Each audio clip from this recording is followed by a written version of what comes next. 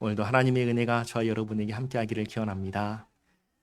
디모데후서, 사도 바울이 디모데에게 쓴 편지입니다. 성경에 있는 사도 바울의 편지 중 마지막 편지가 디모데후서입니다. 지금 사도 바울은 어디에 있지요? 로마에 있는 감옥에 있습니다. 진짜 감옥에 있습니다. 사도행전 마지막에서도 갇혀 있었지만 그때는 셋집이었습니다. 집이었습니다. 하지만 이번에는 감옥입니다. 계절은 언제죠? 추운 겨울이 다가오고 있는 계절입니다. 또 죽음을 앞두고 있습니다. 사도 바울은 디모데가 보고 싶었습니다. 그를 보고 기뻐하기를 원했습니다. 그렇다고 지금 슬퍼하고 있냐면 그렇지도 않았습니다. 여기 감옥에서도 사도 바울은 늘 하나님께 기도하였는데 그 내용을 두 가지로 이야기를 했습니다. 첫째는 뭐냐? 감사. 두 번째는 간구였습니다. 간구의 내용이 디모데를 보는 것이었습니다. 그래서 이 편지를 썼는데 이 편지는 디모데에게 어서 오라는 내용이 전부가 아닙니다. 그것도 있지만 디모데가 사도 바울이 잡힌 것 때문에 낙심하고 복음을 부끄러워하고 목회를 포기하려 하거나 이런 여러 가지 복잡한 심정을 갖게 되었다는 것을 알고 쓴 편지가 디모데 후서입니다. 그래서 디모데 전서나 디도서와 디모데 후서는 세 개를 묶어서 목회의 서신이라고 부르지만 성격이 다릅니다. 어떻게 다른가? 디모데 전서와 디도서는 교회를 어떻게 세우고 지켜야 되는지를 알려줬다면 디모데 후서는 이 낙심한 디모데를 일으켜 세우기 위해서 쓴 편지가 디모데 후서입니다. 기도의 내용이 두 가지라고 했습니다. 하나는 간구입니다. 디모데를 보게 해달라는 것입니다. 그리고 또 하나는 뭐죠? 감사라고 했습니다. 오늘 본문의 시작은 그 감사의 내용이라고 할 수 있습니다. 9절 말씀 보시면 하나님이 우리를 구원하사, 하나님께서 우리를 구원하셨다라고 시작을 합니다. 자, 그런데 사도 바울이 어디 있다고 했죠? 감옥에 있습니다. 감옥에서 추운 겨울을 어떻게 지낼까요? 춥게 지낼까요? 따뜻하게 지낼까요? 춥게 지내겠지요. 사형시킬 죄수에게 어떤 따뜻한 것을 제공하겠습니까? 그러니까 이렇게 비참할 수가 없는 겁니다. 평생 복음을 전하다가 잡혀온 사람이 사도 바울입니다. 그것도 자기에게 어떤 지은 죄가 있어서 잡힌 게 아니라 억울하게 잡혔습니다. 지난주에 말씀드렸죠. 로마의 황제 네로 황제가 로마에 일어난 대화재의 원인을 기독교인으로 보고 기독교인들을 잡아 가뒀다고 했습니다. 그때 잡혀온 게 사도 바울입니다. 억울하지요. 그러나 사도 바울이 이런 상황에서도 하나님께 기도할 때 무슨 내용으로 기도하죠? 감사하는 겁니다. 그 이유가 뭐냐? 여기 말씀하시죠. 주께서 나를 구원하셨다. 한번 생각해 보시기 바랍니다. 아니 지금 감옥에 있잖아요. 죽음을 앞두고 있잖아요. 그런데 하나님께서 나를 구원하셨다니요. 이 도대체 무슨 말씀입니까? 여기서 우리가 잘 이해하셔야 될 것이 있습니다. 그게 뭐냐? 성경이 말하는 구원이 뭐냐는 것입니다. 성경이 말하는 구원은 질병으로부터의 구원 아닙니다. 나의 경제적인 어떤 어려움으로부터의 구원 아닙니다. 내 자녀 문제로부터의 구원도 아닙니다. 이런 어려운 상황에서 벗어나는 구원도 아닙니다. 그럼 뭘까요? 성경이 말하는 구원은 죄와 사망으로부터의 구원입니다. 하나님의 자녀가 되는 것입니다. 영원한 천국을 상속받는 것입니다. 이것을 한마디로 영생을 얻는 것이다 라고 성경은 가르쳐 줍니다. 당장 사도 바울만 봐도 질병 고침 받았나요? 그러지 못했습니다. 과거에 에베소에 있을 때 하나님께서 사도 바울의 손으로 놀라운 능력을 행하게 하셨습니다. 바울이 직접 손대지 않아도 가지고 있던 손수건이나 앞치마를 병든 사람에게 얹으면 병이 나았습니다. 귀신 들린 사람에게 얹으면 귀신이 나갔습니다.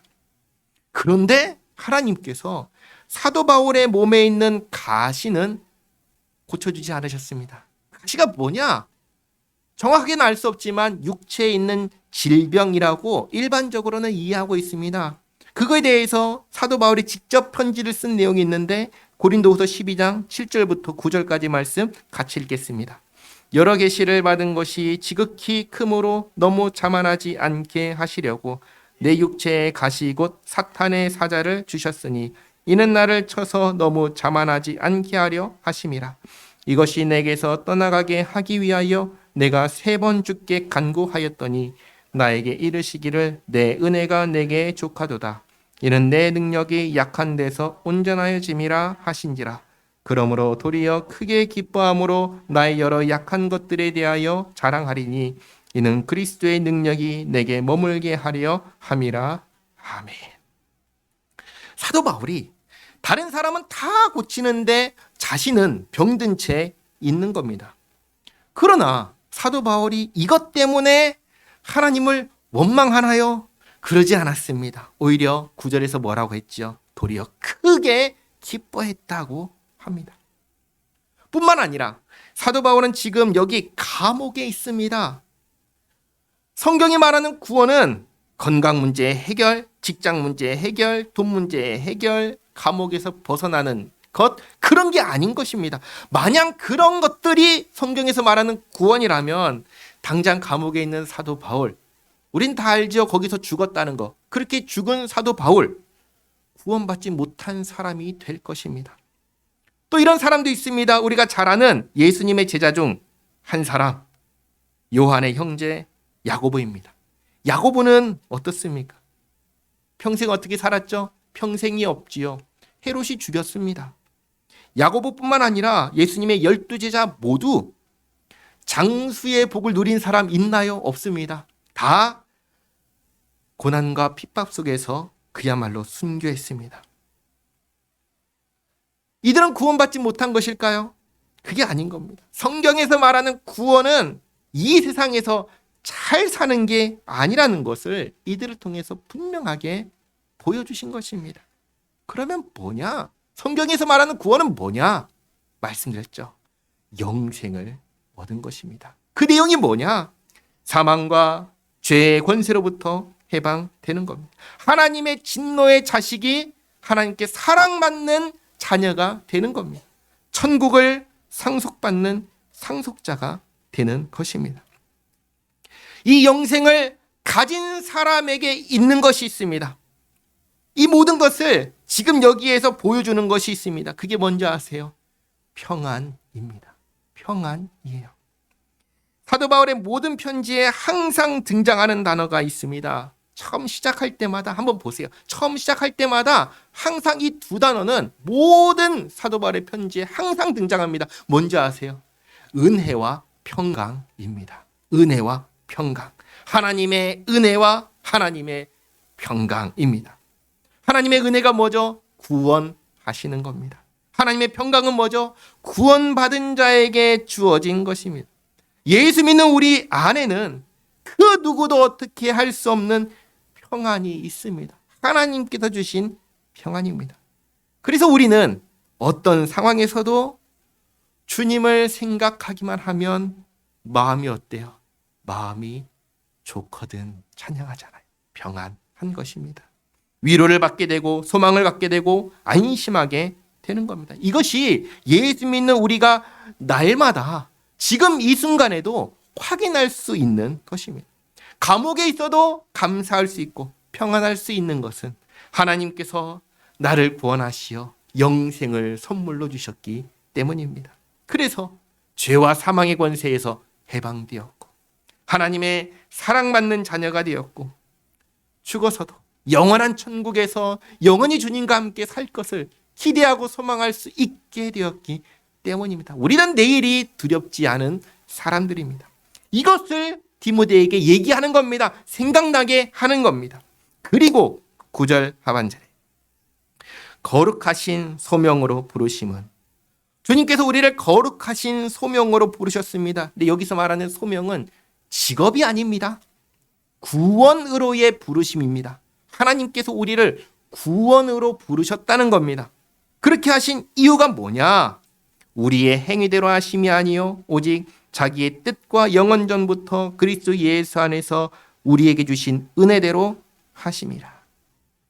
하나님께서 우리를 구원하실 때 어떤 이유로 구원하셨냐면 우리의 행위를 근거로 구원하신 게 아니라 하나님의 작정을 근거로 구원하셨습니다. 다르게 말하면 철저하게 이 구원은 나에게 달린 일이 아니라 하나님께 달린 일이다라는 것입니다. 그러니까 하나님께 구원받은 우리는 내가 잘해서 받은 것이 하나도 없으니까 우리 입에서는 무슨 말이 나와요? 하나님의 은혜로 구원받았습니다 라는 말이 나오는 것입니다. 그렇게 우리는 아무것도 하지 않고 그저 하나님의 은혜로 구원받았지만 그 은혜를 베풀기 위해서 하나님께서 희생하신 일이 있습니다. 그게 뭐예요? 아들 예수님을 보내주신 겁니다. 아들 예수님 보내주시고 예수님께서 우리의 모든 죄짐을 대신 담당하게 하신 일입니다. 10절에서 그래서 이렇게 말씀하시죠. 이제는 우리 구주 그리스도 예수의 나타나심으로 말미암아 나타났으니 그는 사망을 패하시고 복음으로써 생명과 썩지 아니할 것을 드러내시니라. 예수님께서 어떻게 사망을 패하셨습니까? 십자가에서 우리의 모든 죄값을 대신 치르심으로 사망을 패하셨습니다. 예수 믿는 모든 자들에게 우리에게 생명과 썩지 아니할 것을 부활하게 될 것을 친히 드러내셨습니다. 그리고 11절에 내가 이 복음을 위하여 선포자와 사도와 교사로 세우심을 입었노라. 이로 말미암아 내가 또 이 고난을 받되 이 복음을 위하여 고난을 받되 복음을 부끄러워하지 아니함은 내가 믿는 자를 내가 알고. 사도 바울이 믿는 자가 누구죠? 예수님이죠. 사도 바울 누굴 믿습니까? 예수님 믿잖아요. 내가 믿는 자를 내가 알고 내가 믿는 자 예수님을 내가 안다라고 합니다. 요한복음을 보시면 예수님께서 영생이 무엇인지 이렇게 가르쳐 주셨습니다. 요한복음 17장 3절 말씀인데 같이 읽겠습니다. 영생은 곧 유일하신 참 하나님과 그가 보내신 자 예수 그리스도를 아는 것이니이다. 아멘. 예수님을 알기 때문에, 예수님을 제대로 알기 때문에 무엇을 소유합니까? 영생을 소유하는 겁니다. 한 가지 질문 드립니다. 예수님을 제대로 안다는 것은 어떻게 아는 걸까요? 그건 뭐냐면 예수님께서 하나님의 아들이시고 나를 구원하기 위해서 사람이 되셨고 나의 구원자이신 줄 아는 것입니다. 그게 제대로 아는 것입니다.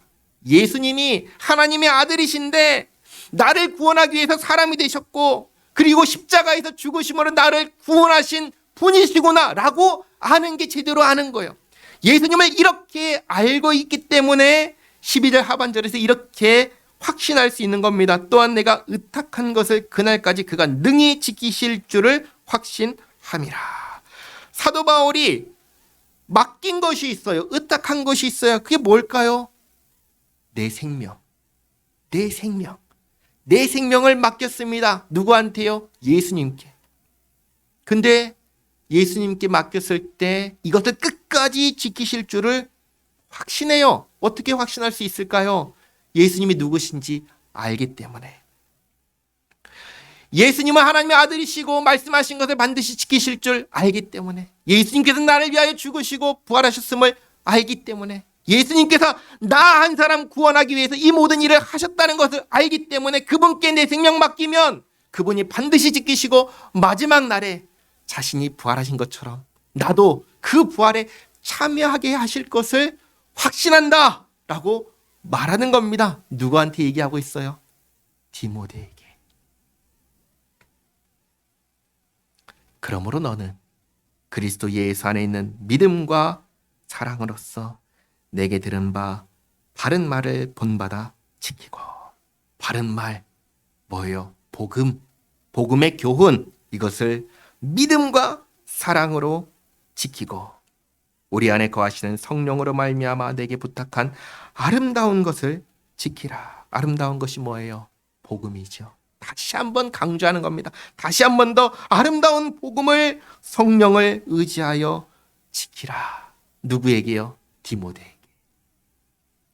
그리고 이어지는 15절부터는 복음을 지키지 않은 사람들을 말합니다.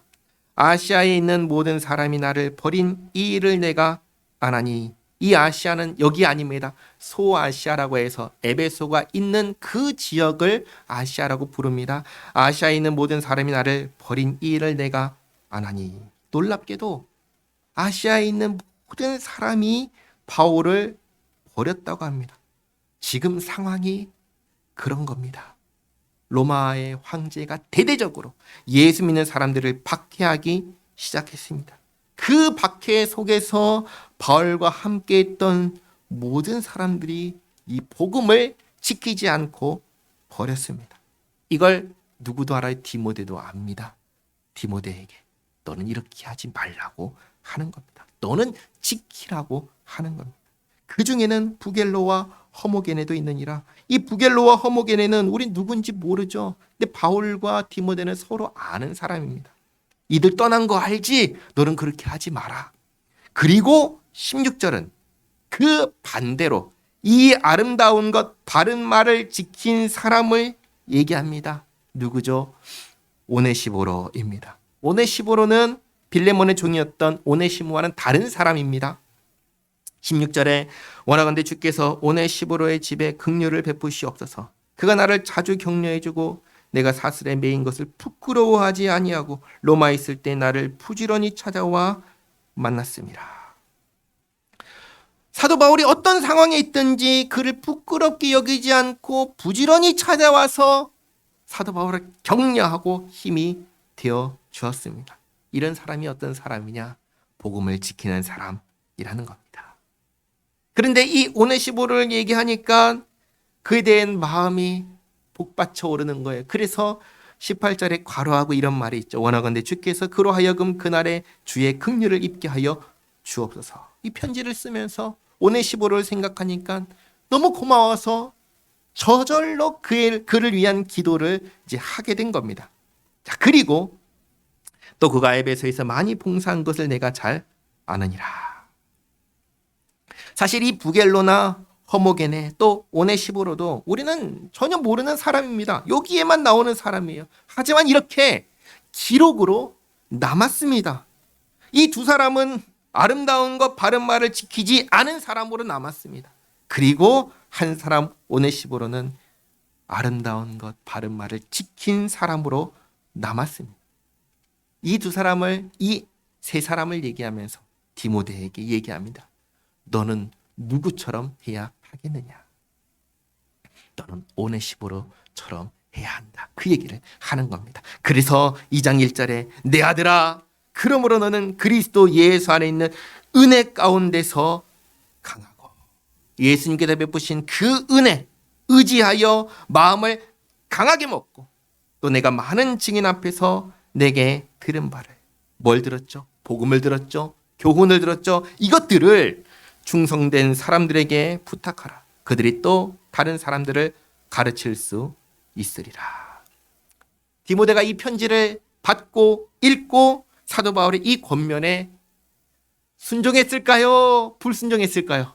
순종했습니다. 순종했으니까 오늘날 저 여러분에게까지 이 사도 바울이 전한 복음과 교훈이 전해진 겁니다. 만약에 디모데가 아들같이 여기는 디모데가 여기에서 낙심하고 부겔로와 허모게네처럼 떨어져 나갔다면 이 편지는 개인에게 보낸 편지잖아요. 이 편지가 있을 수 있을까요? 있을 수 없는 겁니다.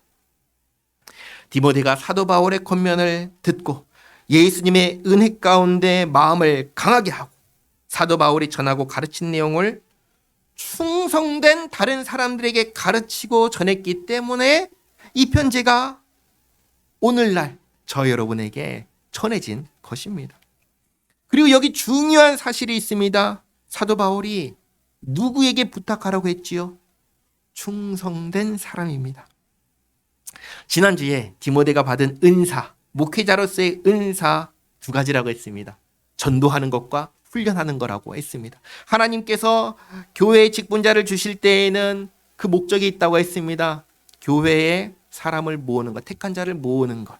모으기 위해서는 뭐 해야 돼요? 전도해야 되잖아요. 그리고 모은 사람들을 온전히 세우는 것. 온전히 세우기 위해서는 뭘 해야 되죠? 훈련해야 되죠. 그러니까 교회에 있는 직분자들에게 주신 은사, 여러 가지 은사가 있겠지만 꼭 있어야 되는 은사 두 가지는 뭐냐면 전도와 훈련인 것입니다. 그럼 한번 생각해 보시기 바랍니다. 어떤 사람을 훈련시킬 수 있을까요? 훈련에 따라오는 사람을 훈련시킬 수 있을까? 아니면 훈련시켜도 따라오지 못하는 사람을 훈련시킬 수 있을까요? 따라오는 사람을 훈련시킬 수 있습니다.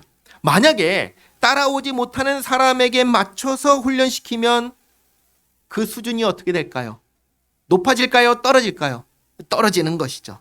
이게 사실은 훈련시키는 사람의 딜레마입니다. 벌써 2주가 지났어요. 지지난주에 제가 전도 폭발 훈련 갔습니다. 훈련을 갔습니다. A4 한 장짜리 지문을 주고 외우라고 합니다. 근데 그 훈련에 몇 명이 참여하냐면 50명이 참여해요. 50명이 참여하는데 이렇게 구분할게요. 목회자와 목회자 아닌 사람들, 장로님, 권사님, 집사님들이 참여를 합니다. 이게 두 그룹이 있는 거예요. 근데 목회자 대부분은 이 지문을 처음 봅니다. 하지만 목회자 아닌 분들, 장로님, 권사님, 집사님들은 이미 지역교회에서 몇 년 동안 훈련을 받고 오신 분들이에요. 이분들은 이 지문의 내용들을 다 알까요? 모를까요?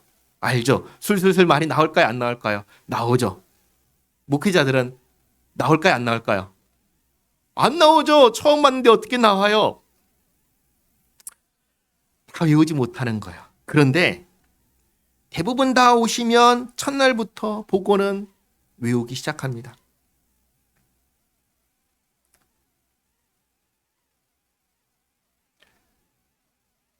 어떻게든 외우게 하는 겁니다. 어떻게 외우게 할까요? 둘째 날부터 그 복음의 내용 가지고 나가서 전하라고 하거든요. 한번 생각해 보시기 바랍니다. 모르는데 어떻게 할 수 있겠어요? 그럼 내일 나가서 사람들 만나는데 어버버버 하면 돼요? 안 돼요? 안 되잖아요. 시를 쓰고 외우는 겁니다. 첫날 밤을 새서라도 어떻게든 외우는 겁니다.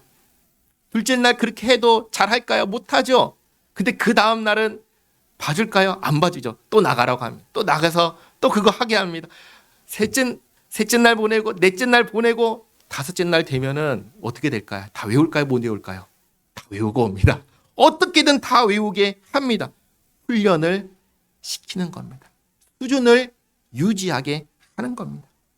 안 그러면 떨어지기 때문입니다.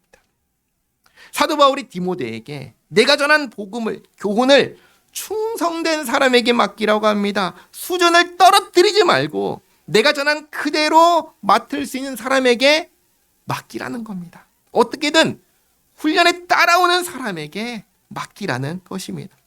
그리고 이 말씀은 우리 모두가 다 충성된 사람이 되어야 할 것을 가르쳐 주십니다. 훈련을 이제 교회에서 하면 어떻게든 따라가는 사람이 되어야 한다는 겁니다. 그러지 않고 어떻게 복음을 지킬 수 있겠습니까? 또 그러지 않고 어떻게 복음을 다른 사람에게 전하고 가르칠 수 있겠습니까? 디모데 지금 후서를 읽고 있잖아요. 디모데 전서에서 사도 바울은 디모데에게 이런 말을 했습니다. 다른 사람의 보온이 되어야 한다라는 말을 했습니다.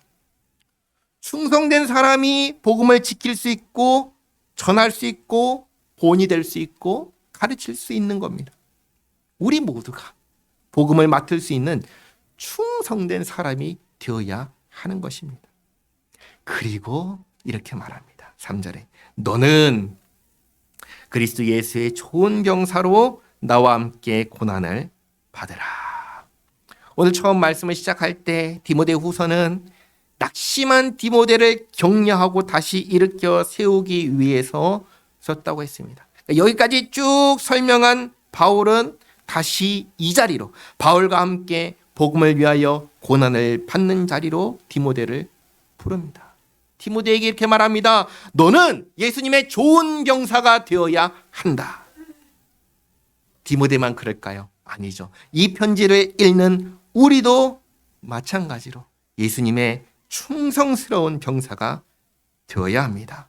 그럼 병사는 어떻게 하는가? 4절에 병사로 복무하는 자는 자기 생활에 얽매이는 자가 하나도 없나니 이는 병사로 모집한 자를 기쁘게 하려 함이라. 우리나라는 어떤 국가죠? 휴전 국가입니다. 전쟁이 끝난 나라가 아니라 휴전, 중지한 상태로 있는 국가입니다. 그래서 우리나라 모든 남자는 다 어떻게 해요? 성인이 되면 어디 가죠? 다 군대를 갑니다. 휴전 국가이기 때문에 군대를 가는 겁니다. 그 말은 우리나라 모든 남자들은 일반적인 경우에는 병사로 복무한 경험이 있다는 겁니다. 그럼 그 경험이 뭐냐? 입대하는 그 순간부터 군 복무를 마칠 때까지 그 기간 동안에 자기 생활이 없다는 겁니다. 국가의 명령에 복종하는 병사가 된다는 것입니다.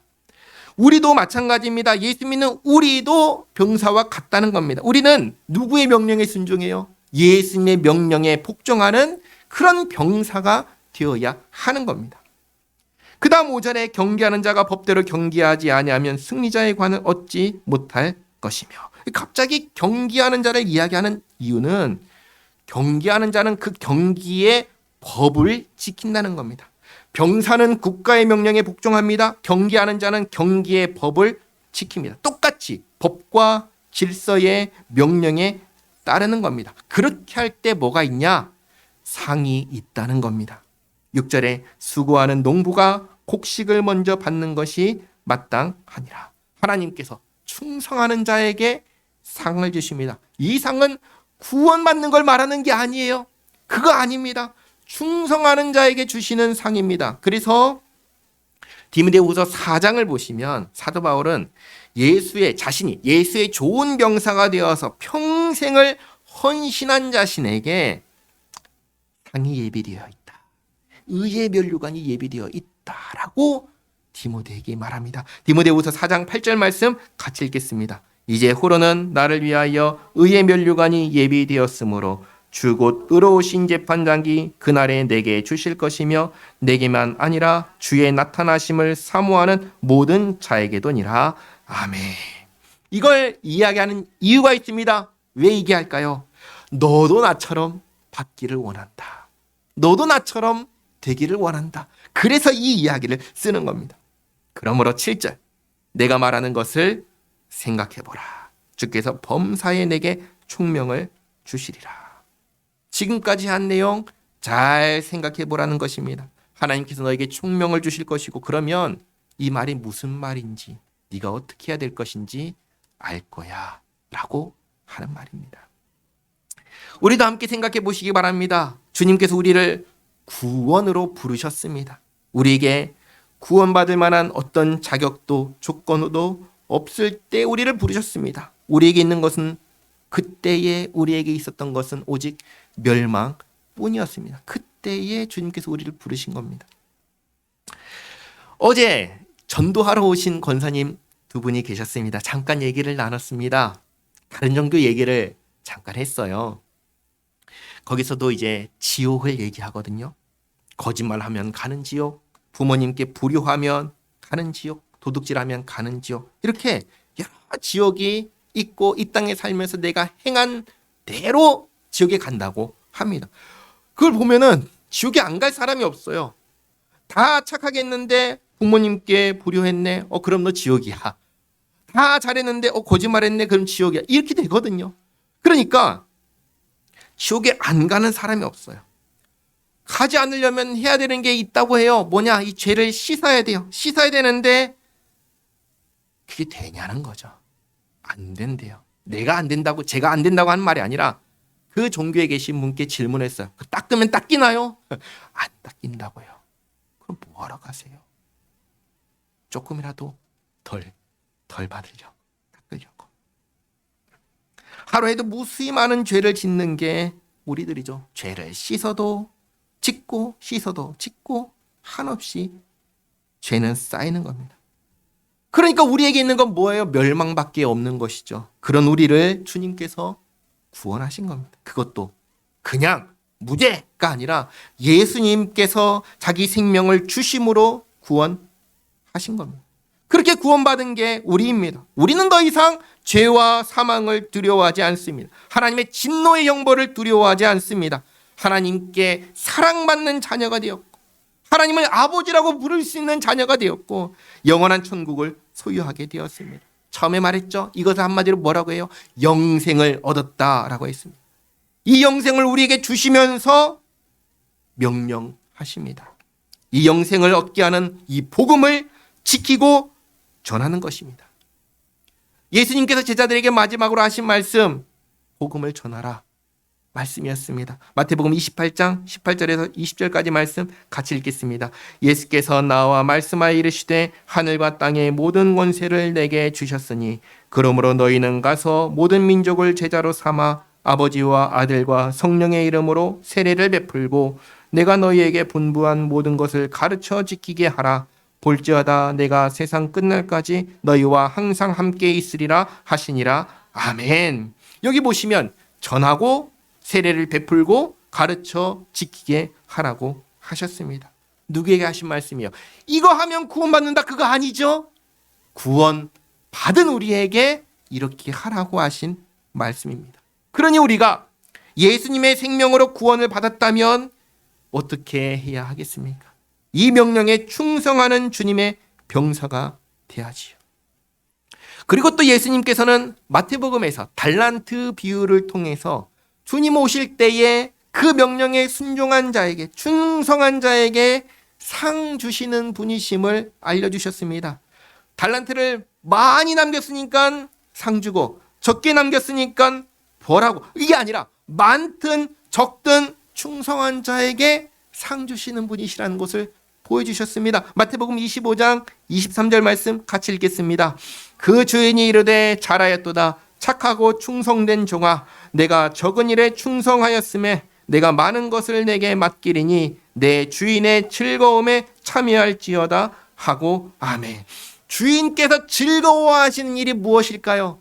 죄인이 벌받는 걸까요? 아닙니다. 성경은 분명하게 말합니다. 죄인이 그 멸망할 자리에서 돌이켜 생명을 얻는 것을 나는 기뻐한다. 나는 즐거워한다. 에스겔서를 보면 하나님께서 아주 분명하게 말씀하십니다. 그리고 오늘 바울은 그렇게 충성한 나에게 의의 면류관이 준비되어 있다고 하였습니다. 주님의 명령에 많은 열매를 맺든 적게 열매를 맺든 그 열매의 많고 적음이 중요한 게 아니라 충성하는 자에게 이렇게 상을 또한 주신다 하시는 것. 자, 그럼 이 모든 말씀을 들은 디모데 이제 어떻게 해야 할까요? 또 우리는 어떻게 해야 할까요?